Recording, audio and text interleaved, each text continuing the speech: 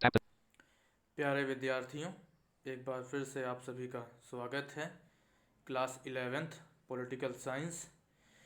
पिछले video lecture में हम सभी लेजिस्लेटिव पे बात कर रहे थे। एक वीडियो आप लोगों को भेजा गया था, सभी विद्यार्थी उम्मीद करता हूँ सुने होंगे। तो हमने लेजिस्लेटिव यानी विधायिका, जिसको आप भारत में संसद के नाम से भी जाना जाता है, तो हमने संसद क्या है, द्विसदनात्मक व्यवस्था क्या होती है, इसकी आवश्यकता क्यों है, दो सदनों के होने के से क्या लाभ हैं, और संसद की शक्तियों के ऊपर हमने विस्तृत रूप में विचार विमर्श किया था। आज हम बात करेंगे राज्यसभा और लोकसभा, क्योंकि संसद के दो सदनों को हम, जो पहला सदन है जिसको हम राज्यसभा कहते हैं, इसे उच्च सदन भी बोलते हैं, ठीक है। और जो आपका लोकसभा है इसको हम निम्न सदन बोलते हैं, ठीक है। जैसा हम सब जानते हैं कि जो लोकसभा है या निम्न सदन है, इसके सदस्य प्रत्यक्ष रूप से जनता द्वारा निर्वाचित होते हैं, अर्थात जनता अपने मताधिकार का उपयोग करके लोकसभा के अध्यक्षों को चुनती है। वहीं राज्यसभा जो है वह क्या है, विभिन्न जो राज्य हैं उनकी विधानसभाओं से क्या है, एक निश्चित संख्या में सदस्य चुनकर राज्यसभा में आते हैं। अर्थात राज्यसभा के सदस्य डायरेक्ट जनता द्वारा निर्वाचित नहीं होते, बल्कि राज्यों की विधानसभाओं से एक निश्चित संख्या में सदस्य चुने जाते हैं। यानी विधानसभा के विधायक अपने में ही कुछ निश्चित संख्या में सदस्य चुनते हैं, क्योंकि हर राज्य से संबंधित या हर राज्य के लिए राज्यसभा के सदस्यों की संख्या अलग अलग है। जैसे कि मैंने बताया था, उत्तर प्रदेश में 31 है, आपके दिल्ली में 3 है, ठीक है। तो हर राज्यों की विधानसभाएं के विधायक अपने में से जो भी उस राज्य से संबंधित जो भी संख्या है उसे चुनेंगे, उस संख्या में सदस्यों को चुनेंगे और राज्यसभा में जाएंगे। अर्थात राज्यसभा क्या है, राज्यों के हितों का प्रतिनिधित्व करती है, और लोकसभा डायरेक्ट लोगों के हितों का प्रतिनिधित्व करती है। तो हमें इनकी शक्तियों को देखना जरूरी होगा कि इनके बीच क्या क्या शक्तियां हैं। तो जैसा कि हमने बताया कि द्विसदनात्मक विधायिका अगर जिन देशों में है, तो अगर उन देशों को हम देखें तो दोनों सदनों की शक्तियों में कुछ अंतर होता है। बहुत शक्तियां समान होती हैं और कुछ शक्तियों में अंतर होता है। बहुत सारे देशों में उच्च सदन ज़्यादा शक्तिशाली होता है निम्न सदन के मुकाबले, और कई सारे देशों में क्या है, निम्न सदन ज़्यादा शक्तिशाली होता है। जैसे भारत में आपका लोकसभा जो निम्न सदन है वो ज़्यादा शक्तिशाली है। क्यों? क्योंकि निम्न सदन के लोग डायरेक्ट जनता द्वारा निर्वाचित होते हैं, और लोकतांत्रिक शासन व्यवस्था में अंतिम सत्ता क्या है, जनता में निहित होती है। और चूंकि लोकसभा जनता का प्रतिनिधित्व करती है, इसलिए लोकसभा के पास ज़्यादा शक्तियां हैं। लेकिन वही अमेरिका के फेडरल को देखें, फेडरल सिस्टम को देखें, तो वहाँ सीनेट जो उच्च सदन है उसको सीनेट बोलते हैं, और सीनेट ज़्यादा शक्तिशाली है बनस्पत लोकसभा के, यानी प्रतिनिधि सभा के, ठीक है। हाउस ऑफ कॉमन या हाउस ऑफ रिप्रेजेंटेटिव जो नाम है वहाँ पे, उससे ज़्यादा शक्तिशाली है सीनेट। क्योंकि जो अमेरिका का फेडरल है वह क्या है, राज्यों की जो विभिन्न राज्य हैं, 50 राज्य, वो आपस में समझौता करके एक फेडरल का निर्माण कर रहे हैं। अर्थात राज्यों के पास ज़्यादा पावर है, ठीक है। इसलिए वो हर राज्यों का अपना अलग कॉन्स्टिट्यूशन है। वहाँ के लोगों की नागरिकता दोहरी नागरिकता है, एक तो पूरे अमेरिका की और एक प्लस वो जिस स्टेट से संबंधित है उसकी। तो इसीलिए जो सीनेट जो राज्यों का प्रतिनिधित्व करती है, इसलिए ज़्यादा पावरफुल है, क्योंकि राज्य प्रधान है वहाँ पे। और भारत में जो जिस तरह का फेडरल सिस्टम है, यहाँ राज्यों ने मिलकर समझौता नहीं किया, बल्कि केंद्र ने क्या है, अपने राज्यों को स्वायत्त देने के लिए राज्यों का गठन किया है, ठीक है। राज्यों का अधिकार देने के लिए राज्यों का गठन किया गया है। इसलिए हमारे देश में केंद्र जो है वो ज़्यादा शक्तिशाली है, इसलिए लोकसभा ज़्यादा महत्वपूर्ण है, शक्तिशाली है, ठीक है। तो हम एक एक करके देखेंगे। पहला देखिए,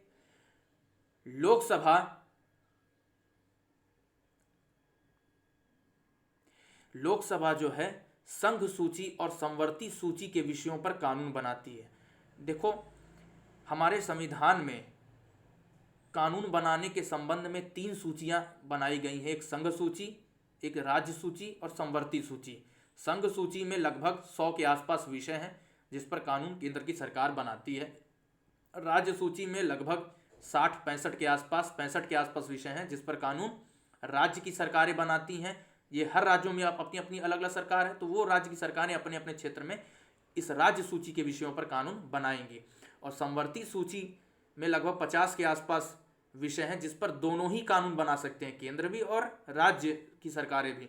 लेकिन दोनों के कानूनों में अगर मतभेद होता है, टकराव होता है, तो केंद्र का कानून मान्य होगा। तो इस हिसाब से क्या है, लोकसभा संघ सूची और संवर्ती सूची पर कानून बनाता है। धन विधेयक लोकसभा में ही प्रस्तुत हो सकता है। तो धन विधेयकों और सामान्य विधेयकों को पारित करना भी लोकसभा का काम है। वही राज्यसभा का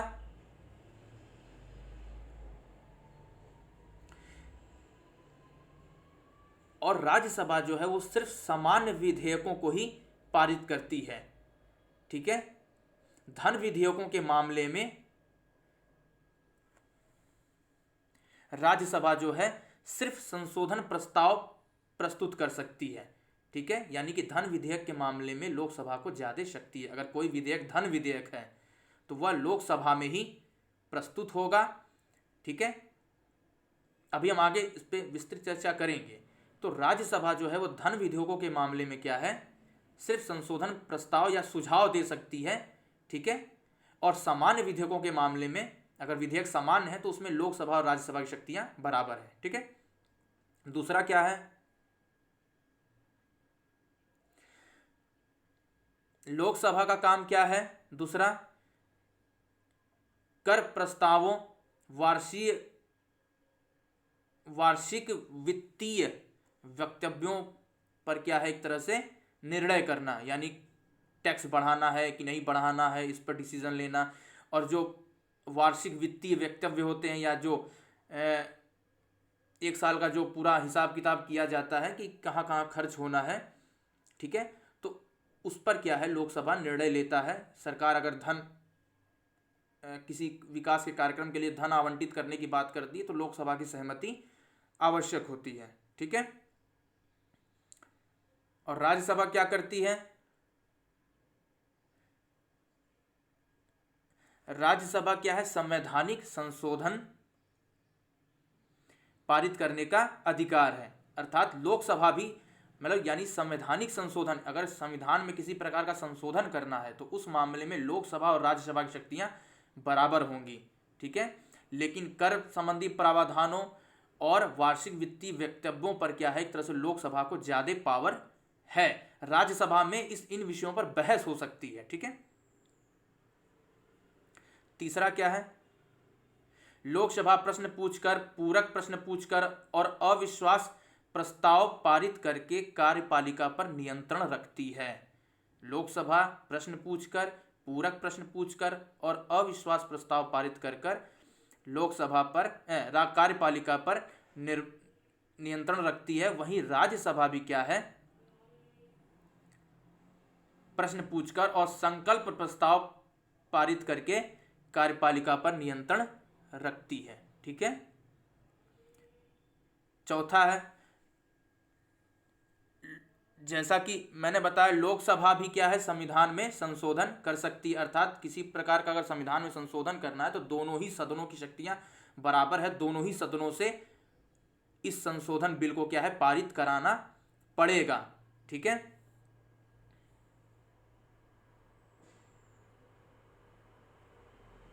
ठीक,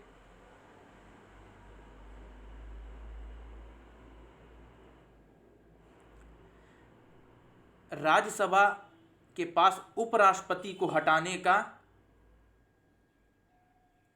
जो प्रस्ताव है वो सिर्फ राज्यसभा में ही प्रस्तुत हो सकता है। अर्थात राज्यसभा की एक विशेष शक्ति यह है कि जो उपराष्ट्रपति होता है वह राज्यसभा का पदेन सभापति भी होता है। याद रखिए, राज्यसभा का जो अध्यक्ष होता है या पदेन सभापति होता है वहीं उपराष्ट्रपति भी होता है। अर्थात उपराष्ट्रपति को अगर हटाना हो तो इससे संबंध में प्रस्ताव सिर्फ राज्यसभा में ही लाए जा सकते हैं।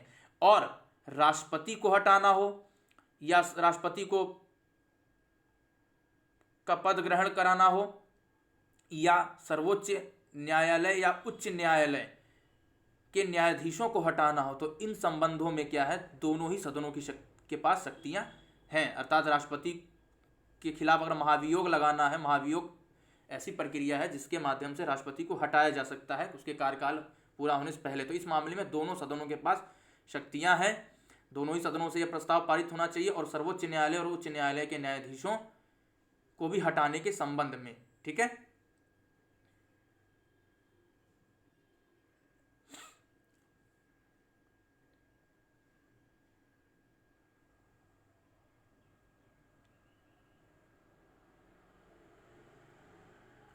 और साथ ही साथ राष्ट्रपति और उपराष्ट्रपति के चुनाव में भी क्या है, दोनों ही सदन समान रूप से भागीदार करते हैं। अगर राष्ट्रपति को चुनना है, उपराष्ट्रपति को चुनना है, तो दोनों ही सदनों से राष्ट्रपति के चुनाव में दोनों ही सदन के सदस्य भाग लेंगे।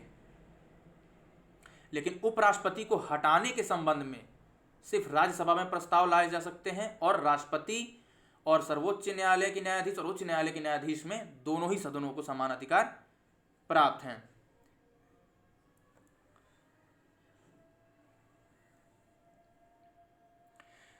पांचवा है, लोकसभा क्या है, आपातकाल की स्वीकृति देती है। अगर आपातकाल लगाना है तो उसके संबंध में क्या है, लोकसभा से स्वीकृति लेनी होती है। ठीक है, और राज्यसभा का काम क्या है, राज्यसभा के पास यह अधिकार होता है कि वह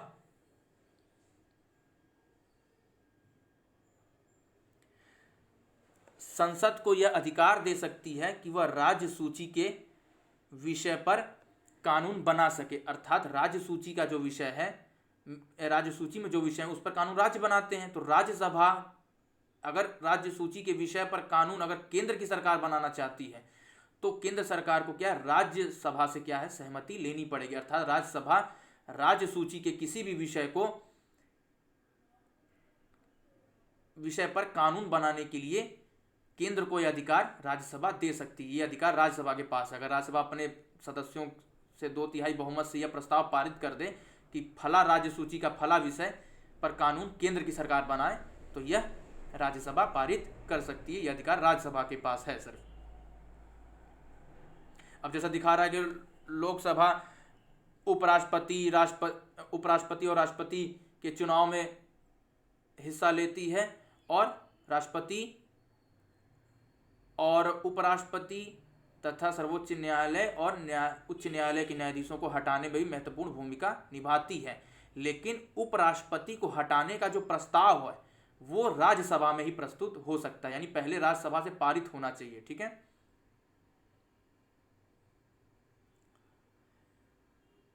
लोकसभा क्या है, समितियों और आयोगों का गठन भी करती है। ठीक है, लोकसभा समितियों और आयोगों का गठन भी करती है और उनके प्रतिवेदनों पर विचार विमर्श भी कर सकती है। तो ये सारे अधिकार हैं। अब हम देखेंगे राज्यसभा के पास विशेष शक्तियां क्या हैं, यानी जो लोकसभा के पास नहीं, सिर्फ राज्यसभा के पास है। ठीक है, राज्यसभा राज्यों का प्रतिनिधित्व करती है।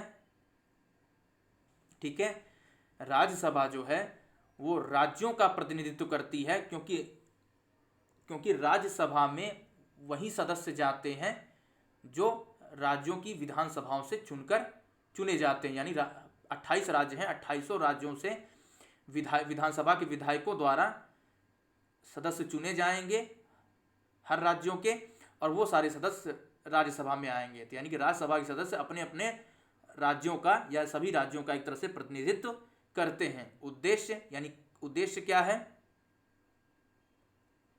उद्देश्य यह है राज्यसभा का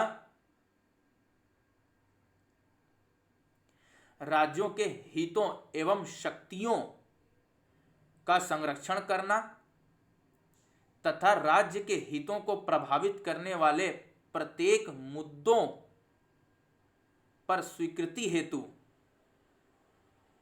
राज्यसभा के पास भेजा जाता है। अर्थात राज्य के हितों से संबंधित कोई भी मुद्दा होगा जो राज्यों के हितों से संबंधित है, उस मुद्दे को क्या है, स्वीकृति हेतु, पारित करने हेतु, सहमति लेने हेतु राज्यसभा में जरूर भेजा जाएगा। ठीक है, जैसा कि उदाहरण दे रहा है, अगर केंद्र सरकार राज्य सूची के किसी विषय पर कानून बनाना चाहती, अर्थात या राज्य सूची के विषय को संघ सूची या समवर्ती सूची में डाल देना चाहती, यानी डालने का मतलब है कि केंद्र सरकार के पास अधिकार आ जाना संघ सूची और समवर्ती सूची में। राज्य सूची के किसी विषय को केंद्र सूची और समवर्ती सूची में अगर केंद्र सरकार डालना चाहती है तो इसके संबंध में क्या है, तो राज्यसभा की स्वीकृति आवश्यक होगी। ठीक है, बिना राज्यसभा के स्वीकृति के आप राज्य सूची के किसी विषय को पर क्या है कानून केंद्र की सरकार नहीं बना सकती और ना ही किसी विषय को केंद्र सूची या समवर्ती सूची में हस्तांतरित किया जा सकता है। ठीक है, और दूसरा हमने देखा था कि और एक और हमने देखा था कि उपराष्ट्रपति के संबंध में क्या है, अगर हटाने के संबंध में कोई प्रस्ताव है वो सिर्फ राज्यसभा में आ सकता है। ठीक है, संवैधानिक संशोधन की जहां तक बात होगी तो उसमें क्या है, लोकसभा और राज्यसभा की शक्तियां समान हैं, बिल्कुल समान हैं। ठीक है, अब हम देखते हैं आगे लोकसभा की विशेष शक्तियां क्या हैं। केवल लोकसभा में ही धन विधेयक प्रस्तुत किया जा सकता है। लोकसभा ही उस विधेयक को या धन विधेयक को अस्वीकृत या संशोधित या पारित कर सकती है। ठीक है, धन विधेयक है जो सिर्फ लोकसभा में ही पहले प्रस्तुत किया जाएगा और लोकसभा ही क्या है उस विधेयक को संशोधित, स्वीकृत या अस्वीकृत कर सकती है। ठीक है,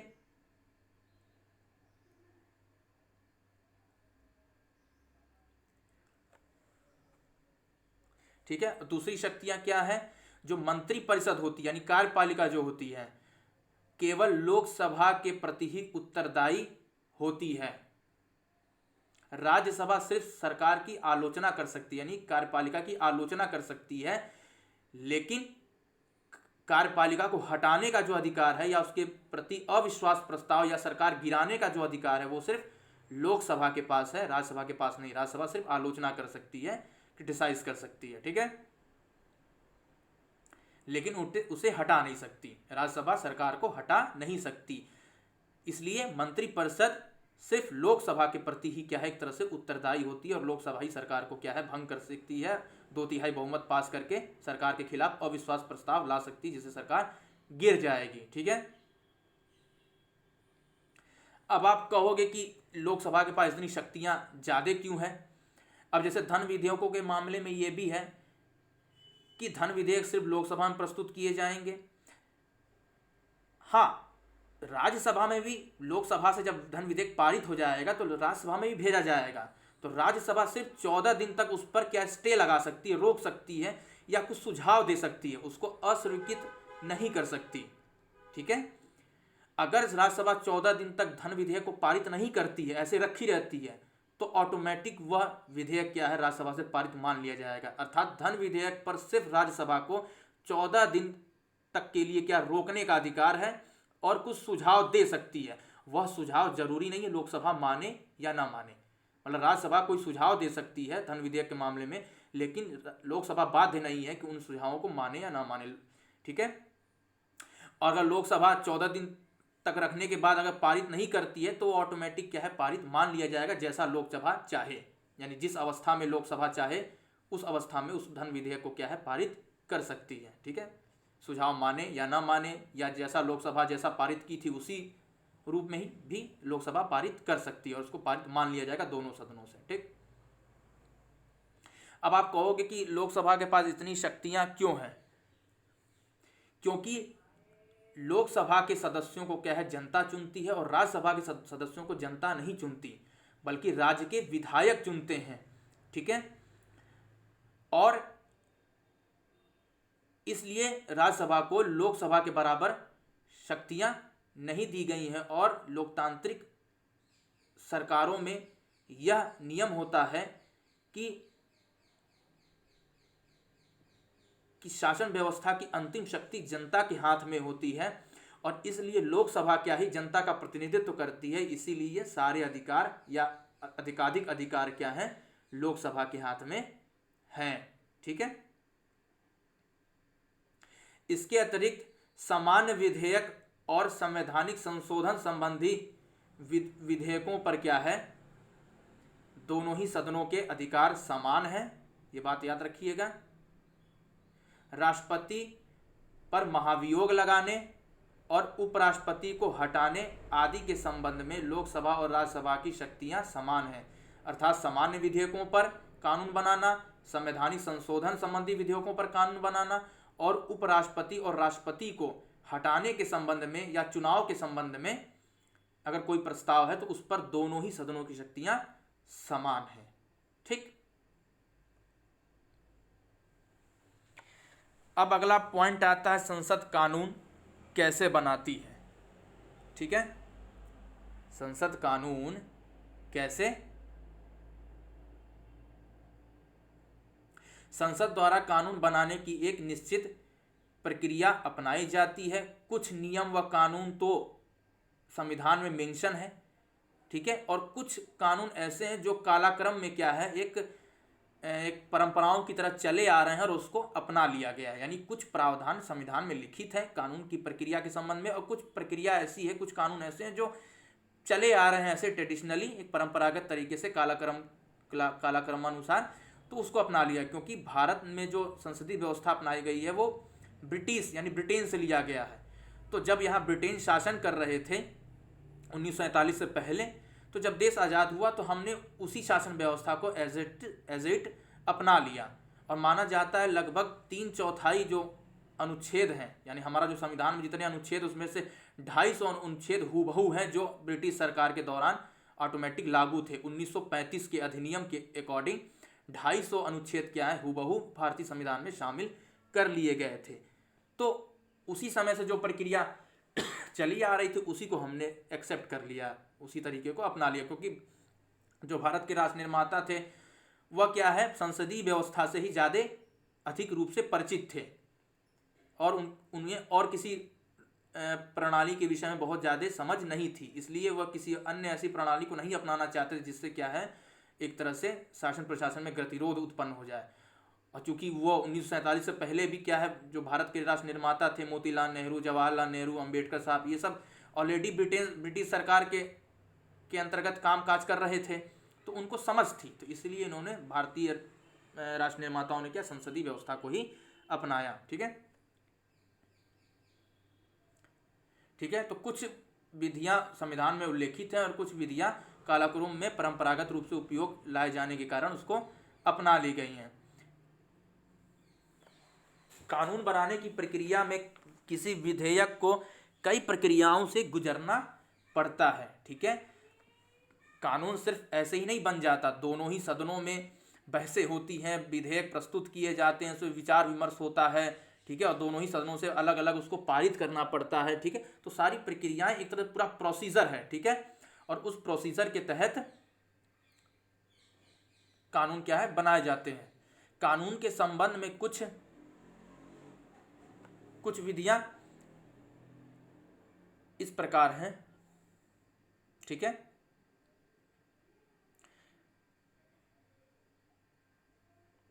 जैसा कि हमने बताया, कानून बनाने की प्रक्रिया में किसी विधेयक को कई अवस्थाओं से गुजरना पड़ता है। ठीक है। कानून बनाने के संबंध में जो भी प्रस्ताव प्रस्तुत किया जाता है, प्रस्तावित कानून के प्रारूप को क्या है, विधेयक कहते हैं। अर्थात जब तक कानून पारित नहीं है तब तक उसको विधेयक कहेंगे। यानी कोई प्रस्ताव लाया गया कि यह कानून बनाना चाहते हैं, तो जब तक वो पारित नहीं होगा तब तक उसको विधेयक कहा जाएगा। और जब वो दोनों सदनों से पारित हो जाएगा और राष्ट्रपति का सिग्नेचर हो जाएगा तो वहीं उसी क्या है, विधेयक को कानून बोल देंगे, एक्ट बोल देंगे। इसलिए प्रस्तावित कानून के प्रारूप को क्या है, विधेयक कहते हैं। ठीक है। तो सबसे पहला प्रक्रिया क्या है कि कोई भी विधेयक क्या है, ऐसा होना चाहिए जो जनता के हित में हो। अर्थात कोई भी कानून हम बनाते हैं जो जनता के लिए तो बनाते हैं, जनता की बेहतरी के लिए बनाते हैं।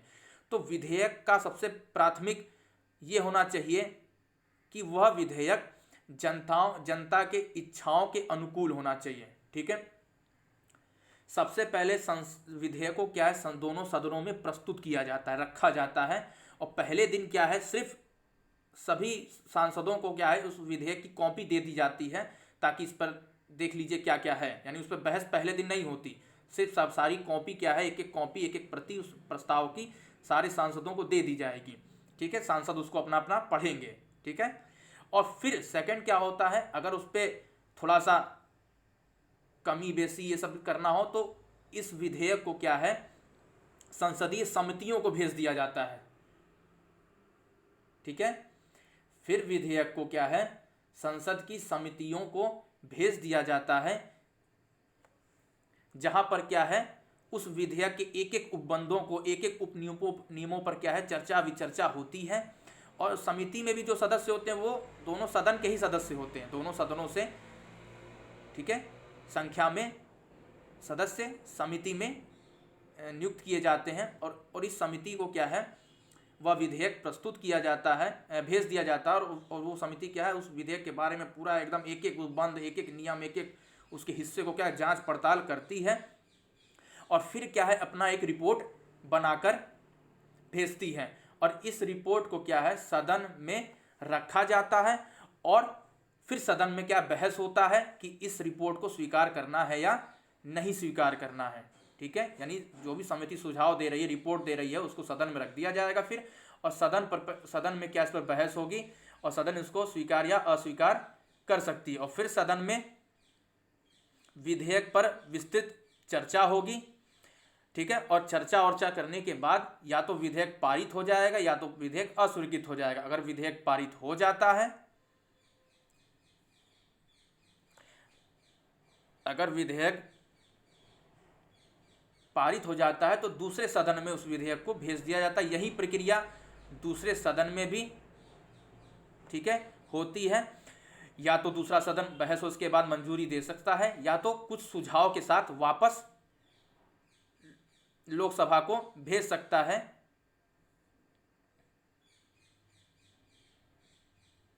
वापस कर देता है। ठीक है, ठीक है, और वापस करने के बाद अगर लोकसभा चाहे उसको मान ले तो अच्छी बात, अगर नहीं मानती है या दोनों सदनों में गतिरोध हो जाता है तो फिर क्या है इस अवस्था में क्या संयुक्त बैठक बुलाई जाती है, यानी दोनों सदनों की संयुक्त बैठक बुलाई जाती है, और फिर उस प्रस्ताव को पारित कराया जाता है। अगर विधेयक पारित हो जाता है तो वह विधेयक राष्ट्रपति के पास हस्ताक्षर हेतु तो भेज दिया जाता है। राष्ट्रपति उस विधेयक को या तो हस्ताक्षर कर देता है या तो पुनर्विचार हेतु उस विधेयक को लौटा देता है। ठीक है, अगर राष्ट्रपति सिग्नेचर कर दिया, ठीक है,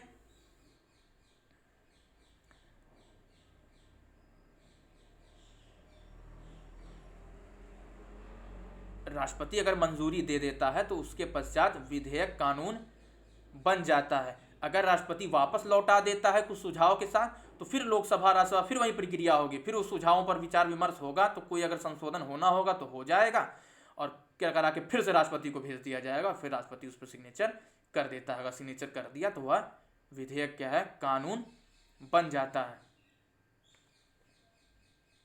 ठीक है, अब नोट डाउन कर लीजिए।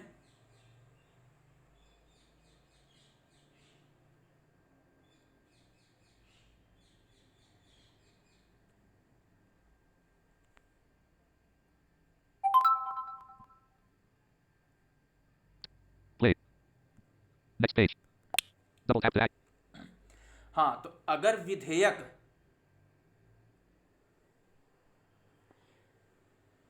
ध्यान रखने योग्य बात यह है कि अगर विधेयक धन विधेयक नहीं है तो किसी भी सदन में प्रस्तुत किया जा सकता है। ठीक है,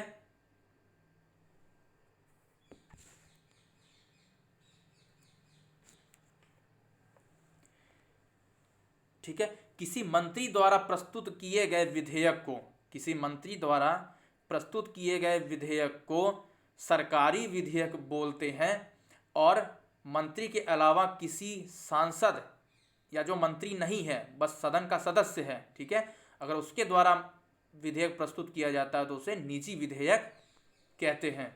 ठीक है,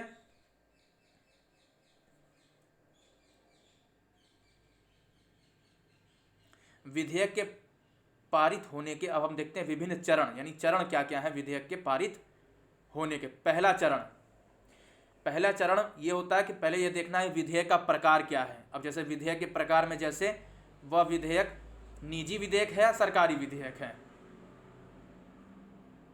या गैर वित्तीय विधेयक है या वित्तीय विधेयक। मतलब पहला तो विधेयक प्रकार में आप देखोगे कि वह सरकारी विधेयक यानी मंत्री द्वारा प्रस्तुत किया गया है या किसी सांसद द्वारा प्रस्तुत किया गया है, तो सरकारी है या निजी है। फिर दूसरा देखोगे वित्तीय है या गैर वित्तीय है। अगर वित्तीय है तो ठीक बात है, अगर गैर वित्तीय है तो फिर गैर वित्तीय में सामान्य विधेयक भी हो सकता है और संवैधानिक संशोधन विधेयक हो सकता है।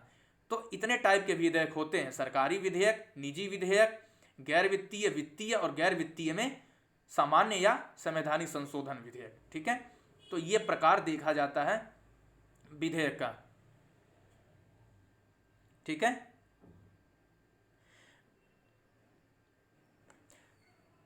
देखो जब भी कोई मंत्री विधेयक प्रस्तुत करता है सदन में, तो ऐसा नहीं है कि प्रस्तुत करने के बाद सारी चर्चा हो रही है। प्रस्तुत करने से पहले ही क्या है, सारी चर्चा विचर्चा एक तरह से उस मंत्रालय में जनता के बीच सब कुछ हो जाता है। यानी कि उसकी चर्चा आप टीवी पे, टेलीविजन पे आप सुनने लगोगे। जैसे एनआरसी हुआ, सीए हुआ, उसका जिक्र होने लगता है। जैसे न्यू एजुकेशन पॉलिसी आई, एनईपी, तो उसके संबंध में भी क्या है, सरकार पहले से ही क्या है, कोई अगर प्रस्ताव पारित या कोई प्रस्ताव लाने जा रही है संसद में, तो उसके पहले ही उस विधेयक की चर्चा मीडिया में, टेलीविजन में होने लगती है। विशेषज्ञों उस पर अपने सुझाव राय विमर्श देने लगते हैं। ठीक है, तो सारी चर्चा विचर्चा होने लगती है पहले से ही। ऐसा नहीं है कि अचानक से विधेयक कोई सरकार सदन में प्रस्तुत कर देती है, पहली बार लोग देख रहे हैं, ऐसा नहीं है। ठीक है, टीवी में, मीडिया में, न्यूज़पेपर में या मंत्रियों के वक्तव्यों में, विचारों विमर्श में, प्रेस कॉन्फ्रेंस में, विशेषज्ञों के बीच, जनता के बीच, इन सारे विधेयकों को पहले ही क्या है रख दिया जाता है, ताकि वहां से स्वीकृति मिल सके, यानी कि एक पॉजिटिव माहौल मिल सके। फिर सरकार क्या है सदन में विधेयक को प्रस्तुत करती है। ठीक है, तो जैसा इसमें बता रहा है, इसमें यही बता रहा है, विधेयक प्रस्तुत करने से पहले विधेयकों की जरूरतों पर विस्तृत चर्चा हो चुकी होती है कि जो विधेयक ला रहे हैं उसका लाभ क्या होगा। जैसे किसान बिल आया, जो अभी 3 विधेयक पारित हुए हैं, 3 एक्ट बने किसान संबंध में, तो प्रस्तुत करने से पहले सरकारों में तो चर्चा हो ही जाएगी ना कि वो विधेयक हम क्यों ला रहे हैं, उससे किसानों को क्या फायदा होगा, क्या नफा होगा। किसानों संगठनों से भी बातचीत कर ली जाती है, सब राजी हो जाते हैं, पूरी देश की जनता, सारे संगठन वर्ग, विशेषज्ञ सब उस पर अपने राय भी दे देते हैं। तब सरकार को लगता है हाँ विधेयक ठीक है, सबकी सहमति है, तब उसको संसद में पारित करने के लिए प्रस्तुत किया जाता है। तो ठीक है, तो सारी जरूरतों पर क्या है विस्तृत चर्चा विचर्चा हो चुकी होती है। राजनीतिक दल अपने मैनिफेस्टो को पूरा करने, मीडिया, हित समूह आदि संगठन जो होते हैं वो भी क्या है एक तरह से सरकार पर दबाव बनाते हैं। कभी कभी आप देखते हो चुनाव के समय में क्या है, राजनीतिक दल अपने मैनिफेस्टो में भी बात रखते हैं कि हम सरकार में आएंगे तो ये बनाएंगे, यानी कि जो प्रस्ताव, जो बिल बनाने हैं, जो कानून बनेगा, तो उसके संबंध में पहले ही से मैनिफेस्टो में बात होती है सरकार दलों के, सरकार बनने से पहले ही। तो यानी कि एक तरह से मैनिफेस्टो के माध्यम से ही क्या है जनता में क्या है एक तरह से कि सरकार कौन सा कानून बनाएगी उस संबंध में क्या पहले ही क्या है एक तरह से सारी जनता अवगत हो जाती है। मीडिया में और भी जो हित समूह होते हैं वो भी क्या है दलों पर क्या एक तरह से प्रेशर बनाते हैं कि आप जब सरकार में आइएगा तो ऐसा कानून बनाइएगा, इसमें ये चीज़ लोगों को फायदे होंगे। यानी कानून बनने से पहले, संसद में प्रस्तुत होने से पहले ही क्या है एक तरह से लोगों में उसके प्रति क्या एक तरह से समझ आ जाती है। और राजनीतिक दल भी क्या है एक तरह से उस विधेयक या उसके संबंध में प्रस्ताव जो संसद में प्रस्तुत करेंगे तो उसके पहले ही वो एक तरह से जनता के बीच ला के रखते हैं। ठीक है, ये सब सारी चीज़ें हो जाती हैं क्योंकि सरकार को ये देखना होता है कि कोई विधेयक हम लाएंगे, ठीक है, तो उस विधेयक अगर वो कानून बन जाता तो उस कानून को लागू करने के लिए जो पर्याप्त संसाधन होने चाहिए क्या वो हमारे पास हैं। अगर सरकार कोई 50 करोड़ का विधेयक ला रही है, वो 50 करोड़ रुपया उस पर खर्चा होगा तो 50 करोड़ रुपया कहाँ से आएगा। तो ये सरकार पहले से ही देख लेती है कितने लोग उसका समर्थन करेंगे, कितने लोग समर्थन नहीं करेंगे, ये सब इस बातें सरकार देख लेती है। ठीक है, तब किसी विधेयक को संसद में प्रस्तुत रखा जाता है। यानी कि अपना पूरा बैकअप सरकार बना के रखती है कि इसकी कितनी आलोचना हो सकती है, कितने दल इसका समर्थन करेंगे, जनता में इसका क्या रुख होगा, या आने वाले चुनाव में क्या इसका प्रभाव होगा। अब जैसे एनआरसी सीए है, तो सीए तो पास हो गया, एनआरसी भी लाना चाह रही थी सरकार, लेकिन सरकार ने देखा कि एनआरसी पर क्या है, बहुत सारे दल या जनता में एक तरह से सकारात्मक सोच नहीं है, तो इसलिए अमित शाह ने कह दिया कि नहीं, अभी एनआरसी पे कोई बात विचार नहीं हो रहा है, क्योंकि सरकार को ये लगा कि एनआरसी को लाएंगे तो इससे समाज में क्या एक तरह से प्रॉब्लम क्रिएट हो सकता है, आने वाले चुनाव में बीजेपी को नुकसान हो सकता है या दंगे फसाद हो सकते हैं। तो तुरंत क्या है, सरकार ने एनआरसी को एक तरह से स्टे लगा दिया। ठीक है, तो ये सारी चीज़ें बैकअप सरकार ले लेती है। ठीक है, तब सरकार विधेयक प्रस्तुत करने से पहले निम्न बातों का ध्यान रखती है, जैसे कानून को लागू करने के लिए, ठीक है, जो भी आवश्यक संसाधन है उसकी पूर्ति कहाँ से की जाएगी, उसको कहाँ से जुटाया जाएगा, विधेयकों का कितना समर्थन व विरोध होगा, सत्तारूढ़ अगर कोई दल है, सरकार है, तो वह आने वाले चुनाव पर उस पर क्या प्रभाव पड़ेगा। यानी कोई ऐसा बिल तो नहीं, ऐसा बिल हम ले आए या ऐसा प्रस्ताव ले आए जिससे जनता गुस्सा हो जाए और फिर आने वाले चुनाव में नुकसान हो जाए। तो इन सब बातों को क्या है, ठीक है, देख परख के क्या है, सरकार पहले से ही देख परख लेती है सदन में प्रस्तुत करने से पहले ही।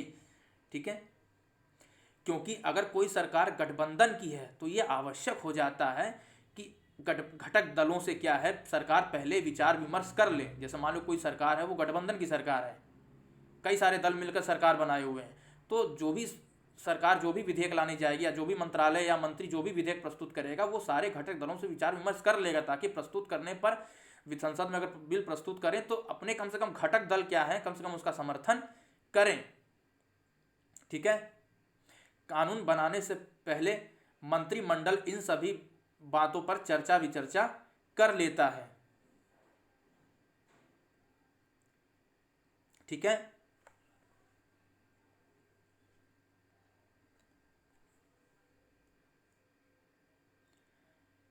मंत्रिमंडल की स्वीकृति के बाद विधेयक का कानून बनाने का प्रारूप शुरू होता है। यानी कि मंत्रालय या मंत्री पूरा ये सब कर लेते हैं, बैकअप में ये सब पूरा विचार विमर्श आपस में पहले कर लेते हैं कि हाँ समर्थन बराबर है, इसका सकारात्मक, जनता में सकारात्मक असर होगा और सारे दल इसका समर्थन करने को तैयार हैं।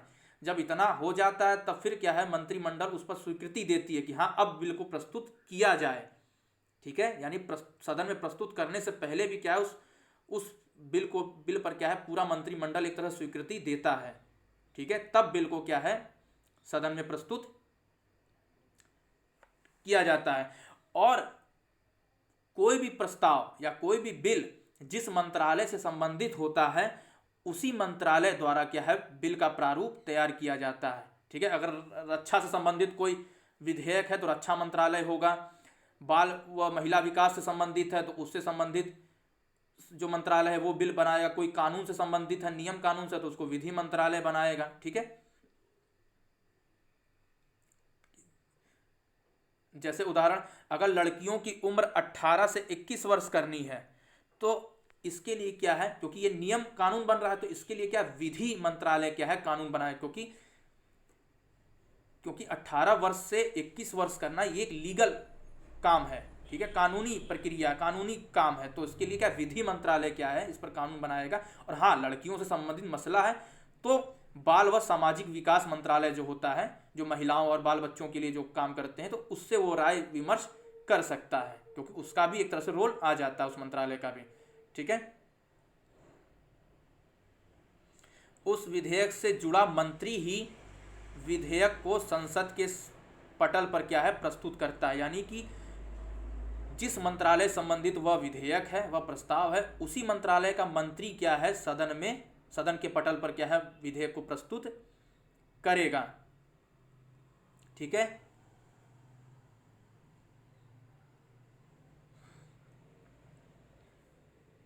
लोकसभा से पारित होने के बाद राज्यसभा में भेज दिया जाता है। विधेयकों पर विस्तृत रूप से विचार विमर्श होता है। ठीक है, और यह विचार विमर्श क्या है, संसदीय समितियों में भी होता है, समितियों द्वारा किया जाता है ये विचार विमर्श। ठीक है,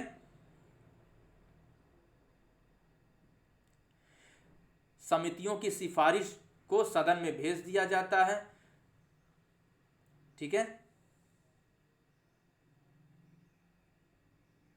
और जो संसद की समितियां होती हैं उसमें क्या है, सभी दलों को क्या है, प्रतिनिधित्व प्राप्त होता है। यानी कि दोनों सदन में जिस दल के सदस्य हैं और उनकी जितनी संख्या उसके अनुपात में क्या है, समितियों में क्या है, सदस्यों की नियुक्ति सभी दलों से होती है। ठीक है, जिस दल को जितना स्थान मिला हुआ है संसद में, जितनी उनकी संख्या है उसके अनुपात में, अगर 100 में से कोई 20 है तो 20%, तो सदस्य समिति में भी क्या 20% उसी दल की सदस्य होंगे। तो इस तरह से समितियों में सारे दलों के सदस्य होते हैं और उस पर विस्तृत चर्चा होती है और चर्चा के बाद सदन में यह इस सुझाव को या इस रिपोर्ट को भेज दिया जाता है। ठीक है,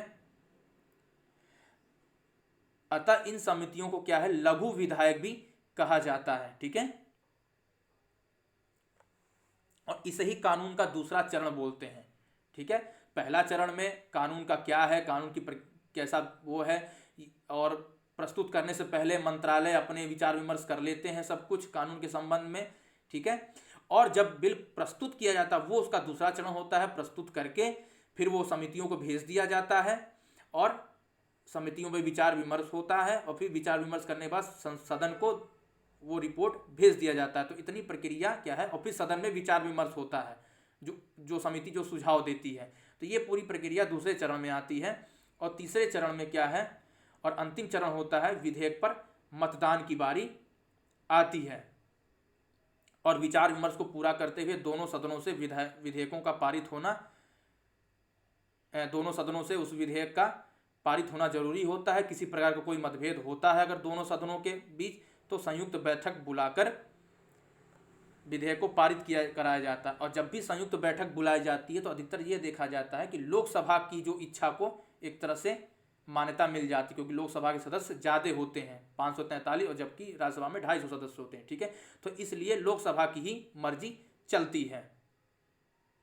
लेकिन धन विधेयक के मामले में राज्यसभा सिर्फ क्या है, सुझाव दे सकती है। ठीक है, उसे अस्वीकृत नहीं कर सकती, या उसकी अहमियत नहीं है राज्यसभा की वह भी वह भी अपने सदस्यों से पारित करे तभी। ठीक है, वो सिर्फ सुझाव दे सकती है और उसे 14 दिन के लिए रोक सकती है। ठीक है,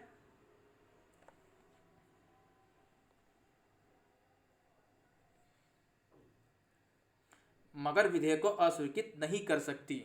ठीक है, यदि 14 दिनों तक उस धन विधेयक पर अगर राज्यसभा निर्णय न ले तो उसे राज्यसभा से क्या है, पारित मान लिया जाएगा।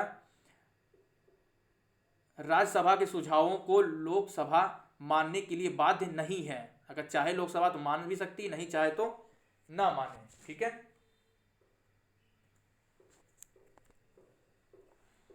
अनुच्छेद 109 में धन विधेयक के मामले में विशेष प्रक्रिया का उल्लेख किया गया है। ठीक है, उसमें और 109 में यह लिखा गया है कि धन विधेयक राज्यसभा में प्रस्तुत नहीं किया जाएगा। अर्थात धन विधेयक, अगर कोई विधेयक धन विधेयक है, इसका निर्णय स्पीकर करता है। कोई विधेयक धन विधेयक है या नहीं है, इसका निर्णय लोकसभा का अध्यक्ष अर्थात स्पीकर करता है। अगर वह धन विधेयक है तो वह विधेयक पहले लोकसभा में ही प्रस्तुत होगा, राज्यसभा में नहीं। ऐसा उल्लेख 109 में, अनुच्छेद 109 में किया गया, ध्यान रखिएगा। राष्ट्रपति की स्वीकृति के पश्चात वह विधेयक क्या है, कानून बन जाता है। ठीक है, अगर समान विधेयक तो दोनों सदनों से पारित हो जाएगा, अगर गतिरोध है तो संयुक्त बैठक करा के पारित करा के फिर राष्ट्रपति के पास भेज दिया जाता है। वही प्रक्रिया, राष्ट्रपति चाहे पुनर्विचार के लिए वापस भेज सकता है, नहीं तो पारित कर सकता है। और पुनर्विचार के लिए वापस कर दिया तो फिर से क्या है, लोकसभा राज्यसभा उस विधेयक पर विचार विमर्श करेगी और फिर भेजेगी राष्ट्रपति को बात, और अंततोगत्वा राष्ट्रपति उस पर सिग्नेचर कर देगा और इस तरह से कानून बन जाएगा। ठीक है, Tap